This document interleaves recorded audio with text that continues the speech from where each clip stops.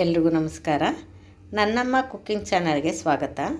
ಇವತ್ತು ನಾನು ನಾಟಿ ಕೋಳಿ ಸಾಂಬಾರು ಮಾಡ್ತಾಯಿದ್ದೀನಿ. ಅದಕ್ಕೆ ಬೇಕಾಗಿರೋಂಥ ಸಾಮಾನುಗಳನ್ನ ಇಲ್ಲಿ ಬರೆದಿದ್ದೀನಿ, ಹಾಕಿದ್ದೀನಿ. ಈರುಳ್ಳಿ, ತೆಂಗಿನಕಾಯಿ ಮತ್ತು ನಾನ್ ವೆಜ್ ಸಾಂಬಾರು ಪೌಡರು, ಒಂದು 4 ಬ್ಯಾಡಗಿ ಮೆಣಸಿನ್ಕಾಯಿ ತೊಗೊಂಡಿದ್ದೀನಿ. ಅದ್ರ ಜೊತೆಗೆ ಇದು ಹುಚ್ಚೆಳ್ಳು ಆಡಿಸ್ಬಿಟ್ಟು ಅದ್ರದ್ದು ಕಾಯೆಲ್ಲ ಹಾಲು ಹಾಕಬೇಕಾಗುತ್ತೆ, ಹುಚ್ಚೆಳ್ಳು ಹಾಲು. ಇಷ್ಟು ಬೇಕಾಗುತ್ತೆ. ಇದಕ್ಕೆ ಇದು ಬೆಳ್ಳುಳ್ಳಿ, ಶುಂಠಿ, ಕೊತ್ತಂಬರಿ ಸೊಪ್ಪು ಏನು ಬೇಕಾಗಿರಲ್ಲ. ಇಷ್ಟು ಮಾತ್ರ ನಾವು ನೀರು ತುಂಬಿದೆ ಖಾರ ಹಾಕ್ತಾಯಿದ್ದೀನಿ.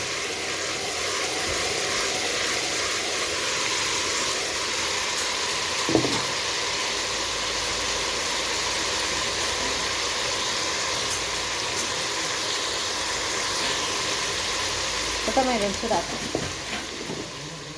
ನಾಟಿ ಕೋಳಿ ರೆಡಿಯಾಗಿದೆ.